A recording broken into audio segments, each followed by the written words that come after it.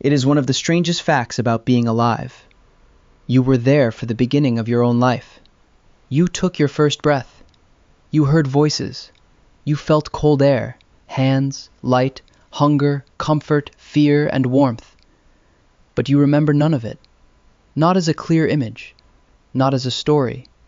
Not as a normal memory. So why does the most important moment of your life disappear? The answer is not simply that babies are too young. It is stranger than that.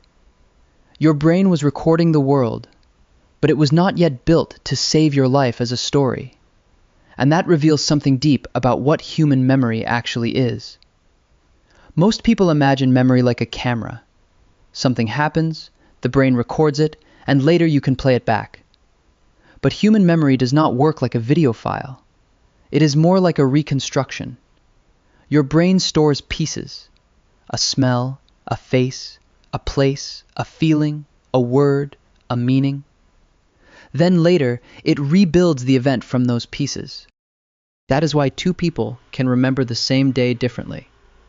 And it is why being born is almost impossible to remember. Because birth is not just an event. It is an event that happened before your brain had the tools to organize it. A newborn brain is active. It is not empty. Babies can learn. They can recognize voices. They can respond to their mother's smell.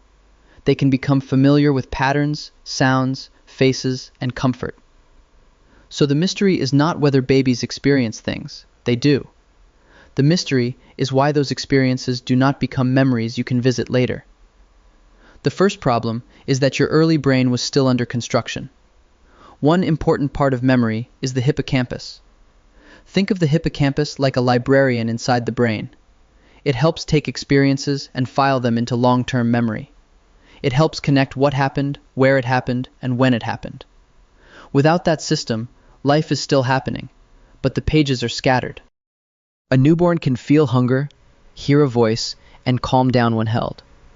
But the brain is not yet good at turning that into a memory like, I was in a hospital room, someone picked me up, and then I felt safe. That kind of memory needs organization. It needs a timeline. It needs a sense of place. It needs a sense of self. And at birth, those systems are not ready yet.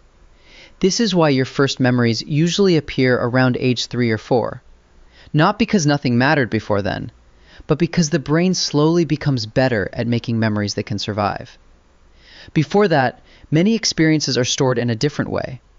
A baby may not remember being comforted, but the body can learn what comfort feels like. A baby may not remember a face as a story, but the brain can learn that a certain voice means safety. A baby may not remember pain, fear, or warmth as clear scenes, but early experiences can still shape reactions. This is one of the weirdest things about humans. You can be shaped by things you cannot remember.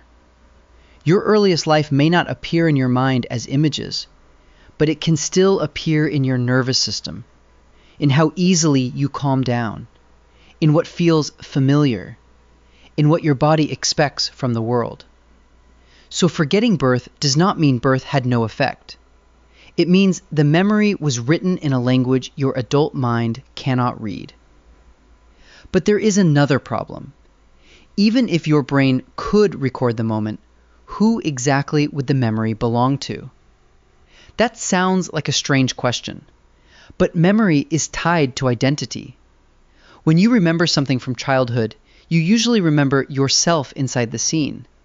You were at the table. You were holding the toy. You were scared of the dog. You were proud, embarrassed, curious, or excited. But newborn babies do not yet have a clear story of me. They experience the world, but they do not yet understand themselves as a character moving through time. That sense develops slowly. At first, the world is mostly sensation. Warmth, hunger, pressure, sound, light, touch. There is no clear narrator inside the mind saying, "This is happening to me, and I will remember it later." That narrator has to be built.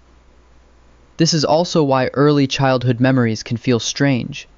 Some are blurry. Some are more like flashes than stories.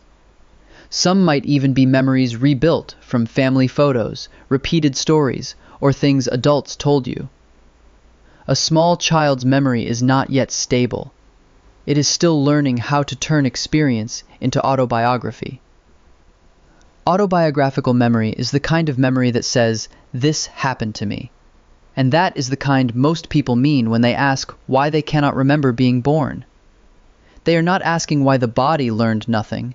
They are asking why they cannot replay the moment as a personal scene. The answer is because the personal scene system was not online yet.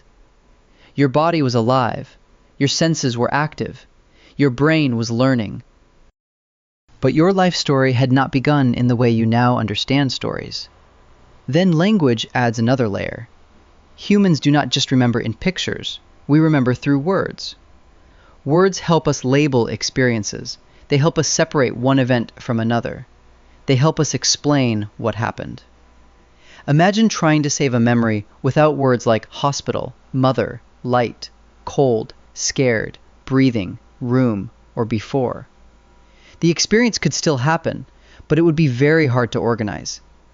Language gives memory handles. It lets the brain grab an event and say, "This was that day." Before language, memories are more slippery. They may exist as feelings or patterns, but not as stories you can easily bring back. This is one reason very young children can seem to remember something for a while, then lose it later. A toddler might recognize a place. They might react to a song. They might remember a routine. But years later, that same child may have no adult memory of it. The experience was real. It just did not become part of the permanent story. This is called childhood amnesia or infantile amnesia. It means adults remember very little from the first years of life. And birth sits at the deepest end of that forgotten zone. But why would evolution allow that? If memory is useful, why not remember everything from the start? Because memory is not free. The brain is not trying to save every moment. It is trying to build a useful model of the world. A baby's brain has a different job than an adult's brain. An adult needs to remember conversations, mistakes, plans, promises, routes, names, and dangers. A newborn needs something more basic. Stay close, feed, sleep, bond, recognize comfort, react to distress, learn patterns. The newborn brain is focused on survival in the present. It does not need a detailed documentary of the delivery room. It needs to adapt quickly to a flood of new sensations. Before birth, the baby lived in a warm, dark, muffled environment. Then suddenly there is air, gravity, light, cold, noise, touch, hunger, and separation. Birth is not a neat opening scene. It is a massive sensory storm. The brain is not calmly making a memory. It is trying to regulate the body. Breathe, warm up, feed, attach, survive. In that moment, remembering the event later is not the priority. Living through it is. There is also a strange possibility. Forgetting early life may help the brain stay flexible. The first years are a time of extreme brain change. Connections are growing, being strengthened, and being removed.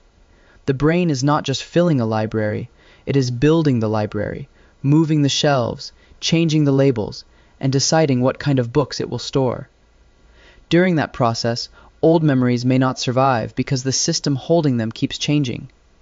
It is like writing notes on wet cement while the sidewalk is still being poured. The marks may influence the shape, but they may not remain readable. This helps explain why early experiences can matter even when memories disappear. The brain keeps the effects, but not always the scenes. And that is important, because humans often think only remembered experiences count. But much of who we are comes from things we never consciously remember. You do not remember learning how to focus your eyes. You do not remember learning that voices come from people. You do not remember the first time your body felt hunger. You do not remember thousands of early lessons your brain absorbed before you had words. Yet those lessons helped build your reality. They taught you what bodies feel like, what people sound like, what comfort is, what patterns repeat, what the world seems to do next. Your first memories are not the beginning of your mind. They are the beginning of your mind being able to tell a story about itself. That difference matters, because it means the self you know today did not appear all at once. It emerged, slowly, first as sensation, then recognition, then emotion, then attachment, then language, then story, then identity. By the time you could finally remember your life, you had already been shaped by life. This is why being unable to remember birth feels so strange. It creates a gap at the start of the self. You know you began, you know you were there, but the first chapter is missing. And the reason is not that nothing happened. The reason is that the person who could say, "This happened to me," was still being built. So why don't humans remember being born? Because memory is not just recording. It needs a developed brain, a sense of self, a timeline, language, and a way to turn experience into story. At birth, you had sensations. You had reactions. You had a body fighting to adjust to the outside world. But you did not yet have the mental tools to save that moment as a memory you could later open. The beginning of your life was not deleted. It was absorbed. It became part of the foundation. And maybe that is the strangest part.